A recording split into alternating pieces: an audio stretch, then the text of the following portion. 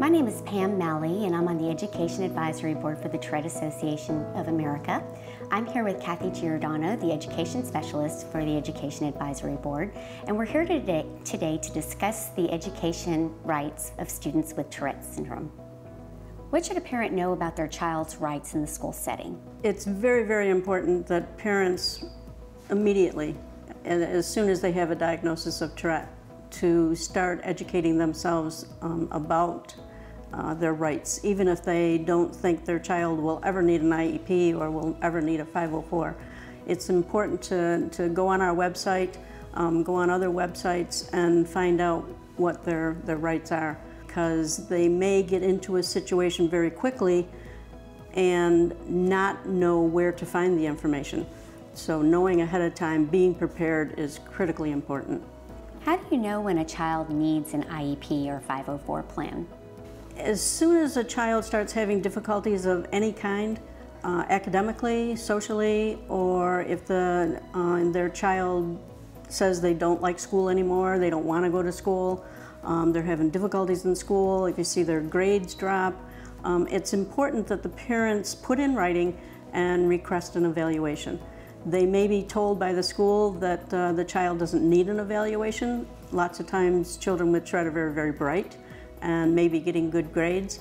And so then people will assume that they're just being lazy or they're not wanting to do their work. But it's important that parents put in writing and request an evaluation be done so that we can see where their strengths are and if there's any difficulties that are impacting their education or their social life. Once an IEP or 504 plan is put in place, how do you ensure that the accommodations and modifications are actually being implemented?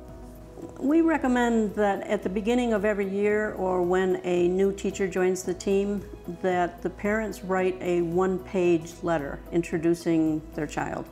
You start out with an introduction and you talk about the strengths, you talk about the positives, and then you go into a little bit of what some of the difficulties are, maybe what has been done before, but you really want to keep it to one page, and it's nice to have it bulleted. So if the IEP or the 504 is not being followed, you at least have a relationship with the teacher at that point that you can ask for a meeting and involve the school counselor and involve the school psychologist, somebody that's on your side to join the team and talk about how they can follow the IEP, because 504s and IEPs are federal law. They both legally have to be followed. What can a parent do to ensure that their child's rights are being protected and followed at school?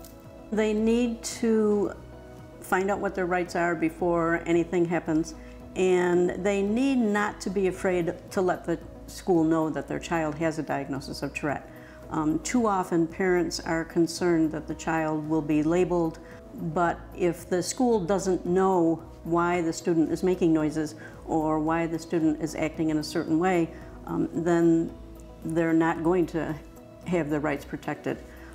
By telling the school, informing the school, and keeping the school updated on medication changes, on different symptoms, then the school will have knowledge of the fact that the child has Tourette. And it becomes very important if there's a discipline issue, because by law there has to be a manifestation meeting before a child can be kicked out. And students are protected under the civil rights laws that they can't be punished or kicked out of school for their symptoms. That's great information. Thank you for joining us. If you need more information on this topic, please visit Tourette.org.